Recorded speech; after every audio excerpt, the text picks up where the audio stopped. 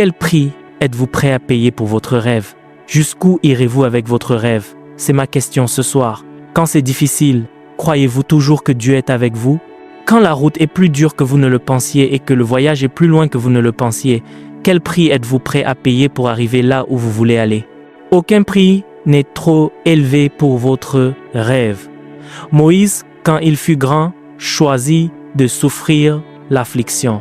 La Bible ne parle pas de l'affliction, il parle de l'affliction. C'était son choix de souffrir l'affliction plutôt que d'être appelé le fils de la fille de Pharaon, estimant les richesses de la vie du Christ comme supérieures au trésor en Égypte. Lequel des deux choisirez-vous? La gloire de Dieu comme récompense future ou les applaudissements temporaires, passagers des hommes? Nous arrivons maintenant à la vie de la personne que je veux utiliser ce soir comme exemple pratique. Hébreux chapitre 11. Hébreux chapitre 11.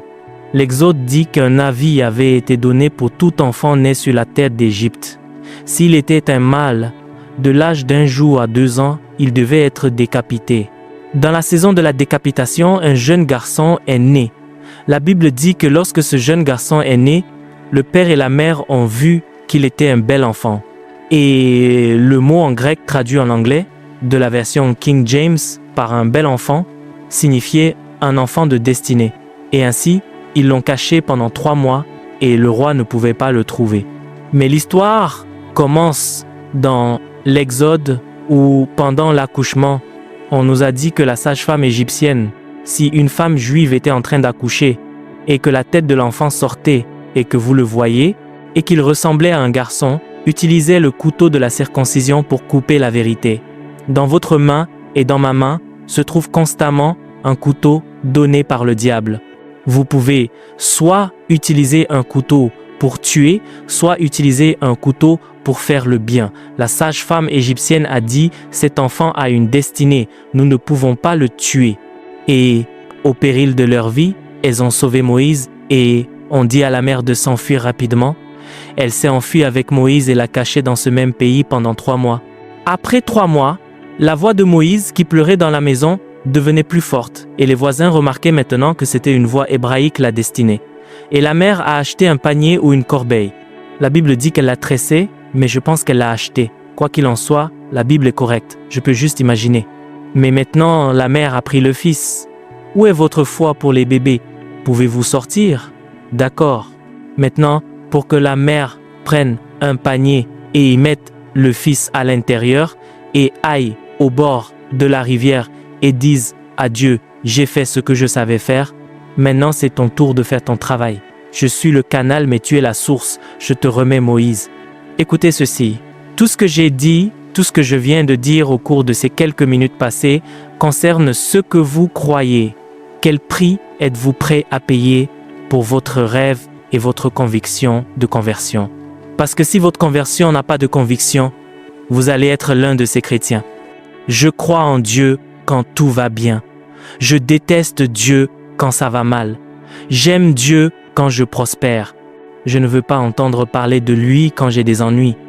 Et quand vous ne voulez pas entendre parler de Dieu, cela vous est plus quotidien que le temps où vous voulez entendre parler de Dieu. Aujourd'hui, vous dansez et vous chantez. Je ne comprends peut-être pas l'amour que tu as pour moi. Dieu est bon. Pour que vous chantiez cela, la main de quelqu'un a reçu 6 clous. Pour que vous disiez, je suis né de nouveau. Une lance est allée dans son côté. Ils ont percé son côté. Ma Bible dit que du sang a jailli. Chacun d'entre vous qui chantez ici ne chante que parce que quelqu'un s'est enfoncé. Pour que vous chantiez, quelqu'un est tombé de la croix. Quelqu'un a été dévêtu. Quelqu'un a été meurtri. Son dos a été fouetté 468 fois, il a saigné et quand il a demandé de l'eau dans l'angoisse, l'agonie, ils lui ont donné du vinaigre. Aujourd'hui, nous chantons la bonté du Christ. Mais pensez à ce qu'il a payé. Et pourquoi il l'a payé? Parce que Dieu a dit « Qui enverrai-je » Il n'a pas dit « Nous voici, envoie-nous ». Il a dit « Me voici, envoie-moi ». Servir Dieu efficacement, servir Dieu avec succès, c'est plus que Dieu est bon tout le temps, c'est vrai. Mais pour que vous puissiez dire cela, cela a coûté quelque chose à quelqu'un. J'espère que vous m'entendez ce soir. Je ne vais pas vous parler comme avant et je ne vais pas prier pour vous ce soir. Vous priez pour vous-même. Mais écoutez ceci. Pensez à un homme guérir les malades. Pensez à un homme ressusciter les morts. Pensez à un homme qui chasse les démons. Au final, les 12 hommes pour qui il a travaillé se sont enfuis. Les 12 hommes qu'il a formés se sont enfuis. Dans Marc chapitre 6, la Bible dit que lorsqu'on leur a demandé, après tout ce que Jésus avait fait, croyez-vous? La Bible dit dans Marc 6 qu'ils ne crurent pas. Ils ont obtenu leur diplôme d'une école biblique de 3 ans et demi avec un « je ne crois pas ». Maintenant, à qui Dieu fera-t-il confiance pour confier son œuvre? Au 15e verset de Marc 16, dans leur doute, Jésus est apparu et a dit « Portez cet évangile dans le monde entier. En mon nom, vous chasserez les démons. Vous guérirez les malades. Je ne peux pas envoyer l'homme qui m'a régné aller me représenter, mais je ne suis pas Jésus. Je ne peux pas faire confiance à l'homme qui a dit « je ne crois pas » et dire « allez par tout le monde » verset 15 et prêcher l'évangile à toute créature. Quand vous dites que vous ne me croyez pas, je ne peux pas vous envoyer me représenter, mais je ne suis pas Jésus. Jésus a cru en eux. Votre rêve vous coûtera quelque chose. Votre croyance vous coûtera quelque chose. Moïse fut porté et placé dans la rivière. Immédiatement, son dos a touché l'eau. La puissance divine a quitté la rivière et, par interprétation divine, est allée au palais du roi. Soudain, la fille du roi, la princesse, s'est réveillée de son sommeil et a dit « Je n'ai pas pris mon bain depuis ce matin. Je vais aller me baigner. » De sa chambre à la salle de bain, il y a environ 10 pieds, mais elle a dit « Aujourd'hui, je ne me baignerai pas dans la salle de bain.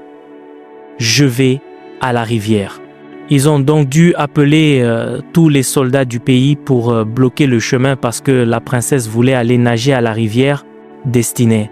Quand elle s'approchait de la rivière, elle entendit un cri « Je suis là !» Et quelle voix? Un fils hébreu. Elle a dit aux gens qui la suivaient, celui qui portait la serviette, celui qui portait le savon, celui qui prenait le parfum, celui avec la lotion corporelle, chut! Entendez-vous ce que j'entends? Et ils ont dit oui, nous entendons un son. Elle s'est approchée et a vu un panier flottant vers elle et elle a regardé un beau et adorable bébé. Elle s'est baissée, a porté l'enfant et a crié « J'ai un fils. Question à vous tous. Était-elle mariée? S'il vous plaît, répondez-moi. Avait-elle été enceinte? Avait-elle eu un fils ou non? Oui. Elle a dit « J'ai un fils. » Elle a pris l'enfant et a oublié de prendre son bain et rentré à la maison, a dansé devant son père. Elle a dit « Papa, j'ai un fils. » Et le père a appelé tous les dirigeants du pays et leur a demandé de prendre soin de Moïse dans le palais. Maintenant, le garçon qui se tenait devant lui était traité comme le premier enfant du roi. Pourquoi? Destiné. Quand j'écoute l'histoire, la Bible dit au verset 23 d'Hébreux 11, « Pouvez-vous tous le lire très fort pour que je l'entende?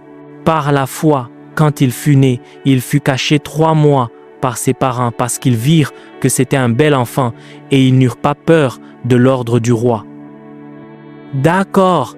Verset 24. Par la foi, Moïse, devenu grand, refusa d'être appelé fils de la fille de Pharaon. Verset 25. Choisissant d'être maltraité avec le peuple de Dieu plutôt que de jouir. Par exemple, ma fille est ici ce soir. Elle s'appelle Ruth. Lève-toi, Ruth. Elle est allée à l'école. Elle a terminé son premier diplôme. Elle a commencé son master. Elle a décidé de choisir un domaine à poursuivre dans la vie. Aujourd'hui, elle est à l'université de Buckingham. Elle étudie le droit. C'est son choix. Si vous n'avez pas de décision, vous ne pouvez jamais avoir de direction. Elle étudie le droit. Reprends ton siège. Feb, lève-toi. Certains d'entre vous ont vu Feb ici, oui ou non? Viens plus près devant ici. C'est le grand frère de cette demoiselle. Il étudie la médecine pour son master. Ils ont le même père, la même mère. 1 an et 3 mois d'écart. L'un étudie la médecine, l'autre étudie le droit. Pourquoi n'ont-ils pas mis leurs têtes ensemble pour faire semi-médecine, semi-droit? Ils ont leurs choix différents. Entendez-vous ce que je dis? Droit, médecine. Verset 26. Regardant l'opprobre de Christ comme une richesse plus grande que les trésors de l'Égypte, car il avait les yeux fixés sur la rémunération. Laissez-moi vous entendre dire, Le temps de Moïse doit venir dans votre vie, dans toute décision que vous voulez prendre. C'est leur décision. Nous, en tant que parents, nous ne pouvions pas leur dire « vous devez être pasteur ». Mais il n'y a qu'une seule chose que je leur ai dite, terminez vos études. Mettez votre diplôme sur votre main gauche et portez votre Bible sur votre main droite. Est-ce que quelqu'un entend ce que je dis? Vous pouvez lire ce que vous voulez lire. Terminez-le d'abord. Je ne vous arrêterai pas maintenant. Réussissez tous les diplômes que vous voulez réussir. Mais je vous donnerai un petit décret. Dieu, dans chaque matière que vous avez étudiée, il doit être la priorité de votre vie. Pas de Christ, pas d'avenir. Pas de Christ, pas de décision. Vous ne pouvez pas dire non à servir Dieu. Vous-même, votre frère, vos sœurs, votre mère et moi-même, nous ne vous avons pas enseigné une autre voie que la voie du Seigneur. C'est notre décision. Est-ce que quelqu'un entend ce que je dis? Maintenant, si vous voulez vraiment servir Dieu, vous devez d'abord connaître ceux qui ont servi Dieu avant de payer le prix de leur croyance. Cela ne peut pas être moins cher maintenant que ce ne l'était à l'époque. Nous passons par le chemin de nos ancêtres. D'abord, à partir du jardin d'Éden, Caïn et Abel, même père, même mère, l'un a fait une meilleure offrande. Celui dont l'offrande a été rejetée a été décapité par celui qui a donné une bonne offrande. Aujourd'hui, la Bible rapporte que le sang d'Abel a crié depuis le sol. Aucun prix n'est trop élevé pour votre rêve. Aucun prix n'est trop élevé pour votre croyance, sauf si vous n'êtes pas un croyant. J'ai dit, en plaisantant à l'évêque Reed hier, supposons que quelqu'un vienne au panel et dise « Où est Monsieur Clémenceau ?» J'ai dit « Me voici ». Ai-je entendu dire que le nom de votre pasteur est l'évêque Reed? Dites « Oui ». Il dit « Personne comme ça ». Supposons qu'on vous dise que votre nom n'est pas votre nom. Allez-vous vous tuer? Supposons que quelqu'un se tienne devant vous et dise « Vous n'êtes pas un homme, vous êtes une femme. Si vous avez du bon sens, vous ne vous disputez pas. » Vous dites « Merci beaucoup, mais je sais qui je suis. Avez-vous entendu ce que je dis? Parce que si vous commencez à pleurer, je suis un homme, vous n'êtes pas un homme. Je suis un homme, Tyson pourrait vous mordre les oreilles. Laissez-moi faire une pause pour vous demander, supposons que vous soyez Joseph, qui a fait un rêve et que les premières personnes à qui vous l'avez raconté n'étaient pas des sorcières et des magiciens, mais vos frères. Et pour vous récompenser de votre rêve, ils vous ont vendu. Mais commençons par le début. J'ai fait un rêve. Soudain, vos frères disent qu'ils ne sont plus vos frères. Ils vous détestent, puis vous allez quand même vous coucher et Dieu dit « Joseph, bonjour, bonjour, encore un rêve. » Vous allez dire « S'il te plaît, non. Je ne suis pas sûr que tu sois au courant de ce qui est arrivé au premier rêve. » Est-ce que quelqu'un entend ce que je dis? Maintenant, Dieu vous a donné un autre rêve, mais assez bête ou assez sage. L'un des deux doit être la raison. Il les a appelés à nouveau et a dit « Vous êtes en colère pour le premier, mais regardez le deuxième, m'entendez-vous » Puis, il leur a raconté le troisième. « J'ai vu vous tous vous incliner et me donner du respect. » Ils ont dit « Avant de faire cela, tu seras vendu. » Joseph fut jeté en prison. Ils lui ont pris son manteau.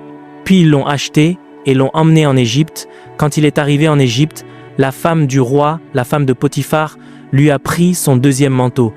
Ses frères ont pris son premier manteau. Les hommes, la femme lui ont pris son deuxième manteau. Il les a fait hommes et femmes. Mais la seule chose qu'ils n'ont pas pu enlever à Joseph, c'est son rêve. Vous pouvez perdre votre premier manteau et perdre votre deuxième manteau pour votre rêve. Mais ne perdez pas votre rêve si vous perdez vos manteaux. Parce que quelques années plus tard, 10 à 7 ans plus tard, Joseph n'avait pas seulement des manteaux. Il était assis sur le trône en tant que gouverneur général de l'Égypte. Que quelqu'un dise « Alléluia, Alléluia ».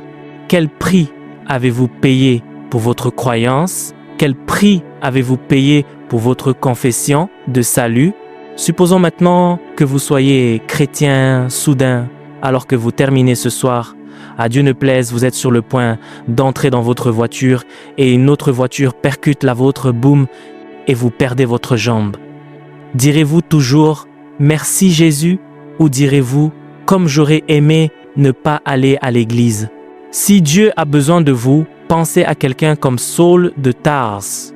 Il est devenu chrétien un lundi sur le chemin de Damas. Un mercredi, les gens pour qui il travaillait auparavant ont convenu qu'ils devaient le tuer. Et Saul a couru vers les chrétiens et la Bible dit qu'ils ont tressé un panier et l'ont mis dans le panier et l'ont jeté par-dessus la clôture pour sa nouvelle confession. Il s'est échappé vers une autre ville pour prêcher l'évangile. Quel prix paierez-vous pour votre rêve? Supposons que vous ne soyez pas un prédicateur chrétien.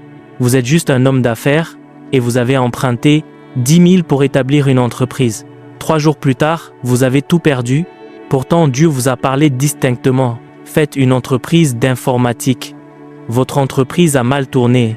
Tous les ordinateurs sont tombés en panne. Direz-vous, Dieu n'a pas dit ça? Ou allez-vous dire, le diable a dit ça? Quel prix êtes-vous prêt à payer pour votre rêve? Jusqu'où irez-vous avec votre rêve? C'est ma question ce soir. Quand c'est difficile, croyez-vous toujours que Dieu est avec vous? Quand la route est plus dure que vous ne le pensiez et que le voyage est plus loin que vous ne le pensiez, quel prix êtes-vous prêt à payer pour arriver là où vous voulez aller? Aucun prix n'est trop élevé pour votre rêve. Moïse, quand il fut grand, choisit de souffrir l'affliction. La Bible ne parle pas de l'affliction, il parle de l'affliction. C'était son choix de souffrir l'affliction plutôt que d'être appelé le fils de la fille de Pharaon, estimant les richesses de la vie du Christ comme supérieures au trésor en Égypte.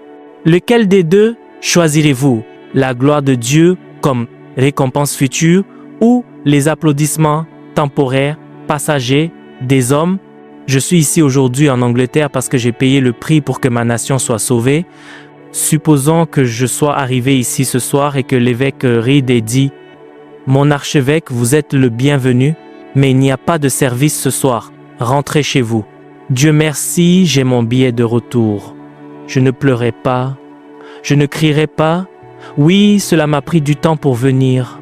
Mais si je regarde ce que Jésus a souffert pour m'amener ici, là où je suis, alors la Bible dit « Comptez-le comme une joie ». Que quelqu'un dise joie.